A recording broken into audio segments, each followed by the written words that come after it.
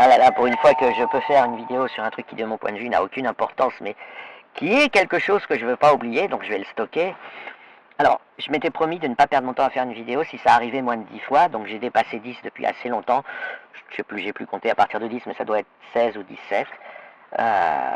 C'est un truc, je sais pas. Enfin, ça vaut le coup de faire une vidéo, je pense, pour le signaler en archive, enfin pour avoir une vidéo qu'on parle en archive pour marquer le souvenir. Bon, moi, en tant que compte, je suis insignifiant. Hein. Je suis shadowban. En plus, je le suis de manière volontaire, mais même si je le voulais pas, je le serais. Mais je veux dire, en plus, comment dire, je participe à ma shadowbanisation, c'est-à-dire que je mets mon compte en privé régulièrement, je pète toute possibilité d'audience, puisque je le conçois comme un dossier sur mon téléphone, et je mets ça sur un compte Twitter, vite fait, comme ça, c'est pas perdu, des fois ça me permet d'effacer des trucs. En général, je garde un double, mais ça me permet souvent d'effacer des trucs en les rejetant sur YouTube ou sur Twitter, qui pour moi sont uniquement des extensions d'un disque dur pour mes archives. Et bon, puis je participe pas très souvent, mais je vais monter pour radoter les conclusions de ce que j'ai observé dans des spaces ou faire un commentaire. Enfin bon, voilà, ça mange pas de pain. Je suis pas quelqu'un qui intervient en space. Voilà, je suis pas, c'est pas mon objectif, c'est pas de demander la parole. Mais bon, avec le temps et la répétition, les gens me reconnaissent. Enfin, parce que c'est toujours un peu les mêmes personnes. Ce qui est un peu classique, hein, les space Twitter, c'est 1500 personnes en tout, dans toute la France, les space Twitter francophones. Et je crois même que c'est peut-être pas plus de quelques milliers dans le monde entier. Donc voilà, donc à force. Et alors, j'ai remarqué un phénomène qui est, en tout cas moi, pour moi c'est comme se coincer un doigt dans une porte. Il y a des hôtes qui se disent, je veux pas que cette personne, qui a l'air gentille, parce que bon, les gens ont compris que j'étais gentil, je veux pas que cette personne pense que je l'ai pas fait monter quand je demande à devenir intervenant.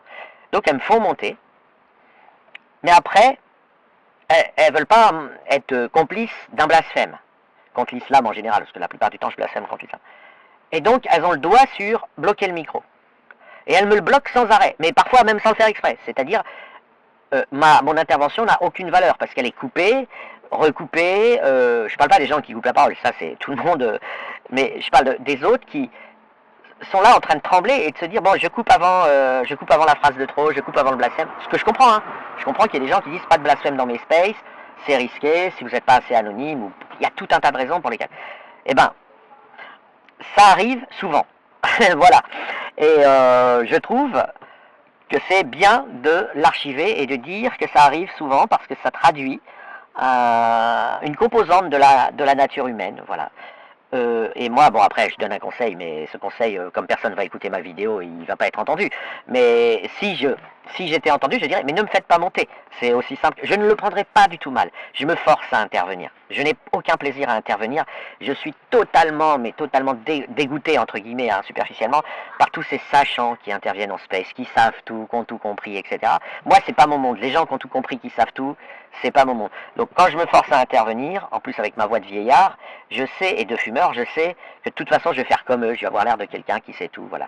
Donc de toute façon, moi je me limite à radoter, la peur de l'enfer, voilà, j'essaye toujours d'apporter le truc qui n'a pas été dit vite fait, ou de compléter un truc que quelqu'un dit, voilà, mais sinon je fais mes spaces. Quand je veux parler avec des copains, enfin avec des alliés d'idéologie, je fais mes spaces et je mets une personne en intervenant, on discute à deux. Ou même des adversaires, je fais souvent des spaces avec eux. Mais vraiment, ne vous sentez pas obligé de me faire monter, c'est absolument pas grave, je le prendrai pas mal, et puis surtout, d'une manière plus générale, sans parler de mon arrobase bizarre, parce qu'il y a aussi des gens qui se disent, ah, ce mec il travaille, il parle tout seul, il fait des vidéos de 10 minutes, il a pas de vie, on peut pas ne pas lui donner la parole, ils ont pitié de moi, ce qui est normal. Ils se disent, putain, le mec il bosse toute la journée, si en plus on le fait pas monter alors qu'il se donne la peine de faire des vidéos assez longues, c'est injuste. Donc ils ont pitié de moi, ils me font monter, mais ils ont le doigt sur désactiver. C'est pire pour moi, parce que je pourrais faire autre chose et ne pas commencer un propos, et ça m'arrangerait en fait. C'est aussi bête que ça. Donc en voulant être gentil, il me gage que je vais peut-être pouvoir aller brancher mon téléphone plus tôt, ceci, cela, voilà. Donc je voulais pointer ça, et je comprends très bien cette nature humaine qui se dit, bon, allez, ce pauvre gars, on va le faire monter, mais on va faire gaffe qu'il blasphème pas, donc on va avoir le doigt sur désactiver les micros. Voilà, je vous dis, les space Twitter, c'est rien. C'est rien. C'est des égos qui montent pour essayer de parler mieux que la personne précédente et d'avoir l'air plus intelligent ou plus cultivé.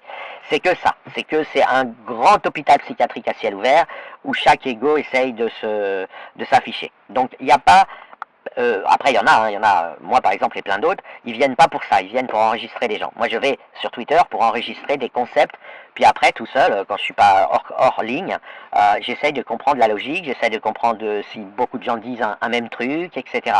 Voilà, mais la plupart du temps les space Twitter c'est rien, donc n'hésitez pas à ne pas faire monter des gens qui vous déplaisent. Bon, en tout cas, moi, je vais parler pour moi. N'hésitez pas à ne pas me faire monter si c'est pour me couper une fois que j'interviens. Voilà. Moi, je ne viens pas pour argumenter. Je ne viens pas pour débattre. Je viens pour rapporter des constats que j'ai faits et que je pense avoir analysé longuement. Et voilà, si une personne n'est pas d'accord, elle n'est pas d'accord. Mais bon, vous pouvez toujours me le dire en me coupant ou en me coupant le micro. Mais enfin bon, dans ce cas-là, ça sert à rien. J'ai une TL. Hein. Et puis déjà, c'est très chiant les vidéos que je fais, mais elles sont au moins plus détaillées. Mais en tout cas, je voulais noter ça pour moi-même parce que je pensais que ça arriverait de temps en temps, ça peut arriver. Mais la fréquence m'a vraiment impressionné. Je ne pensais pas que des gens se sentiraient obligés. Je vous dis, j'en suis à la 16, 17e, peut-être, je pense pas avoir dépassé 20. Et je me suis dit, de toute façon, je ferai pas de vidéo si ça arrive moins de 10 fois. Et en fait, quand ça a dépassé 10, j'ai continué d'avoir la flemme. Voilà. Et puis là, je me suis dit, bon, bah, j'ai 15 minutes, je fais une vidéo.